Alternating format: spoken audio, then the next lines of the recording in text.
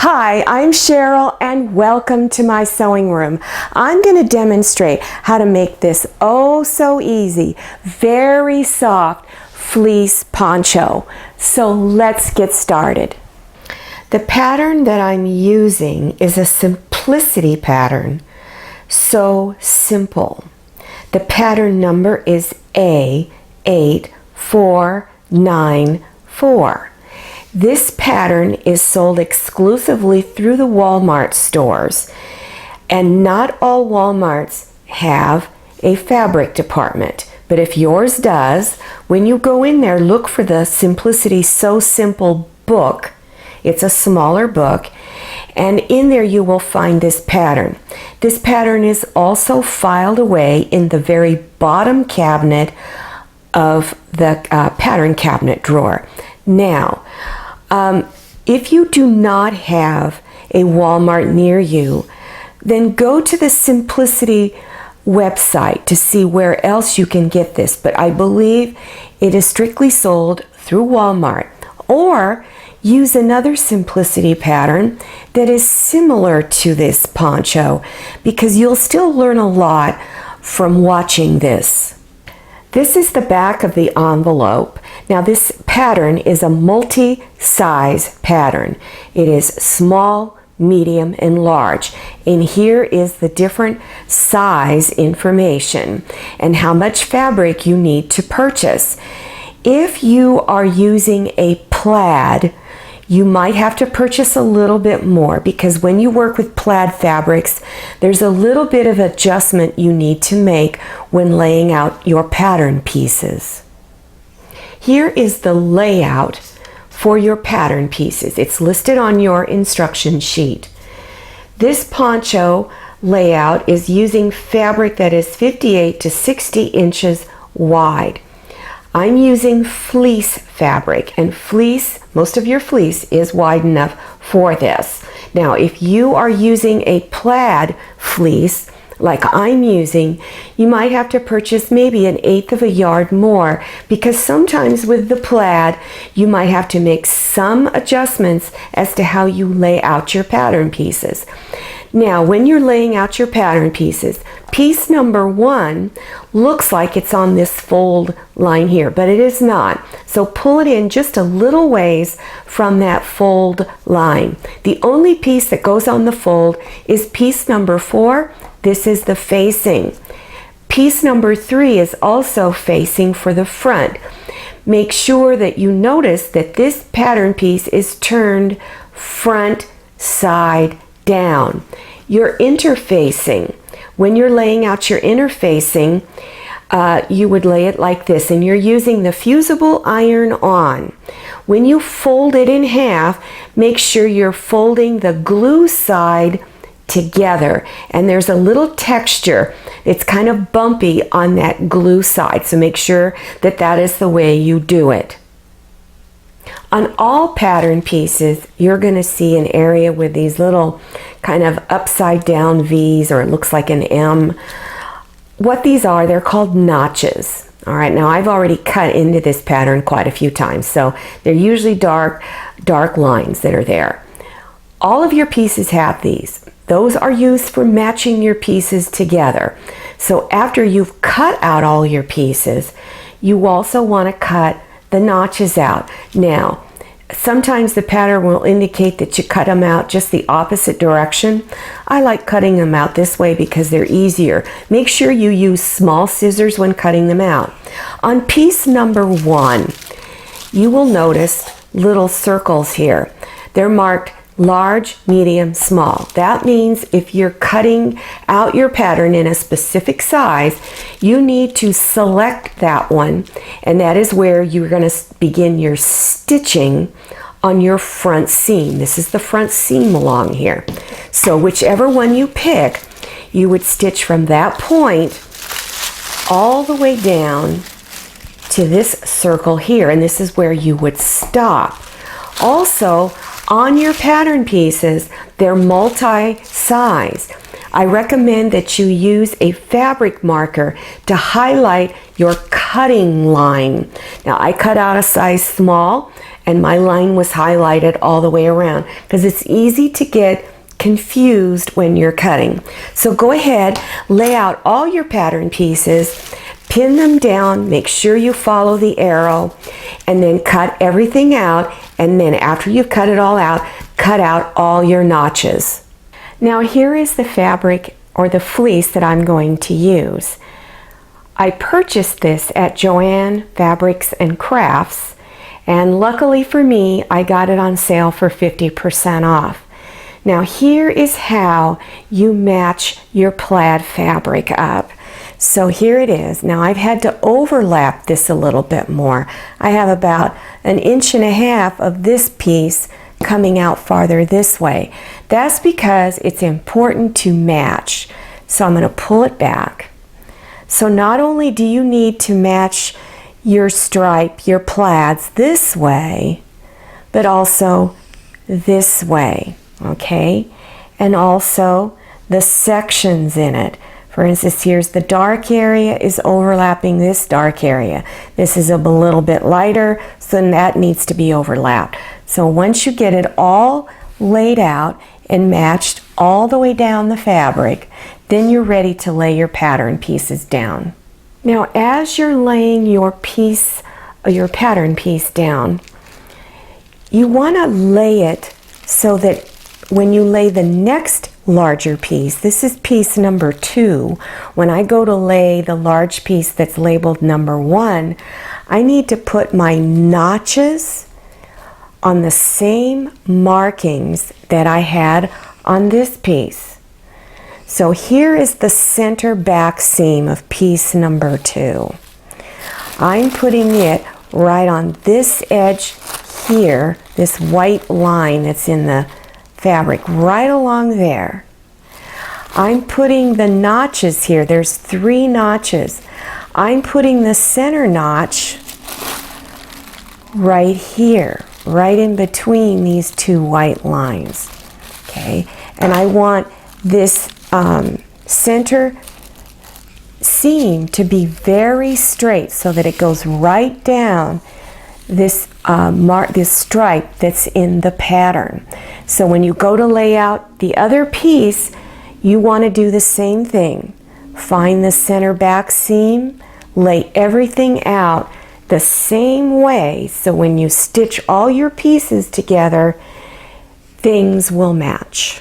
Now in the pattern instructions, it tells you to use a 5/8 inch seam when you're stitching your pieces together, unless otherwise noted. So on your throat plate, this is where your needle goes down and your presser foot is right in here. There are some numbers here, and these are done in centimeters. So 5/8 of an inch is right here on the 15 centimeter line. Is between the 10 and the 20. There's also one over here. So when you're feeding your fabric through, you're going to keep the raw edge up against this 15 centimeter line. Now on your pattern piece labeled number 1, these are the front sections. You're going to notice a little dot right here. This is a mark to indicate that you need to do something there. So after you've taken, so you could put a little pin on your pieces, or if you have some tailor's chalk, you could mark a little dot there. And what you're going to do is after you take your piece off, and on each one separately, you're not going to stitch these 2 pieces together. You're going to come in 5/8 of an inch and stitch from around that curved line, okay, like this, right in here. Then you're going to do 1/4 inch in, come in, and do a second stitch line, but use a basting stitch, a really loose, long stitch. And this is to help set this up so that when you go to hem it later, it lays really, really flat. So go ahead and do that on both of your pieces. Now, I'm still with pattern piece number 1, your front section. After you have stitched that lower rounded edge on your 2 front pieces, you're now going to bring front sides together of your front pieces, and you're going to stitch down this section. And if up here you will see 3 circle dots. One says small, medium, and large. So if it's a large, you would stitch from this point on down to this lower circle. Now take your fabric that's for the back, and after you've removed the pattern piece from it and you cut your notches out, you're going to turn the fabric so that you're now bringing the front sides of your pieces together. So bring them together, match up your notches, and then stitch along this edge 5/8 inch seam all the way down. The next step is to bring the front and the back sections together. So it doesn't matter which one you place down first, but just make sure you're looking at the front side and then you've got the back side down. Then lay your other piece on top. This is the front side. So front sides come together, lay them on top. Then go ahead and match your notches. And then if you're working with the plaid, you might be able to line it up perfectly.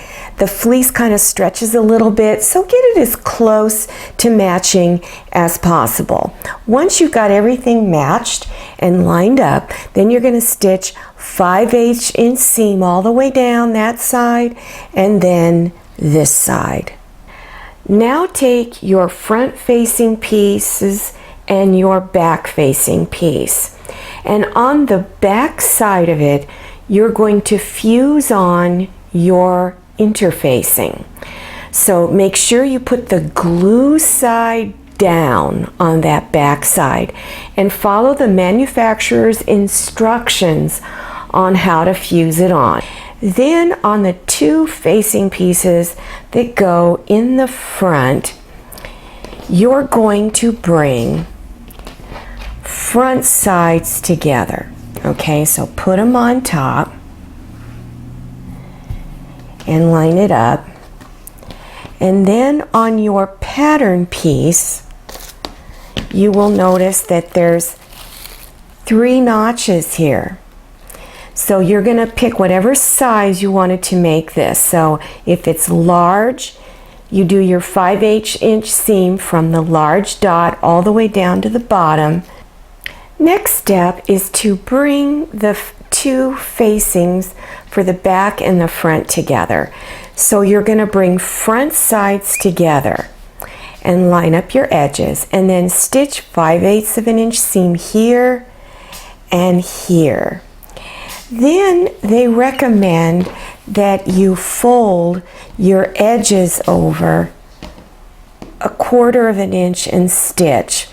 I find that real hard to do, especially with fleece, so I recommend that you either send it through a serger machine if you have one, or do a zigzag stitch around the outer edges only. Now you're ready to stitch the facing onto the neck area. So you want to have your poncho with the front side of your fabric facing up, and then lay your facing with the front side down. So now you see the interfacing part.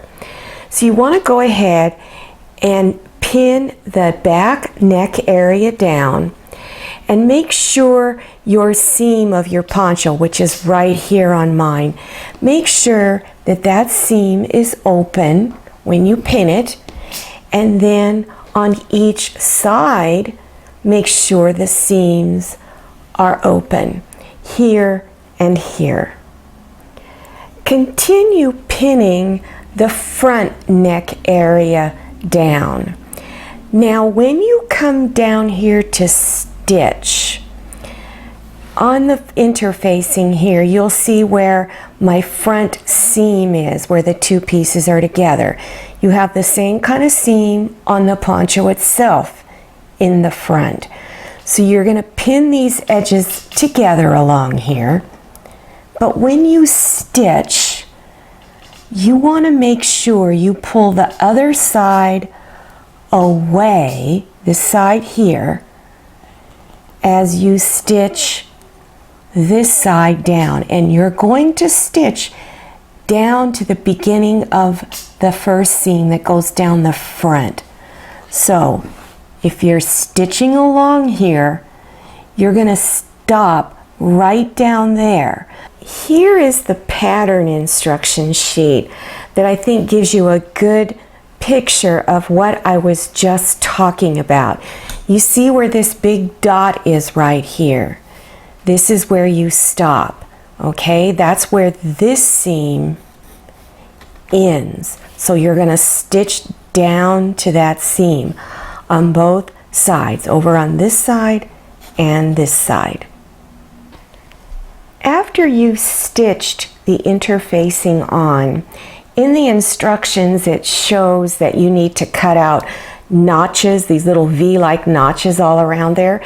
You can do it that way. I find it's not really necessary. I just do little clips all the way around the edge. Now this next technique that I'm going to show you is something that I learned many years ago, and it's not in the pattern instructions, but it's something really easy, and it will make your neckline lay down really, really nice.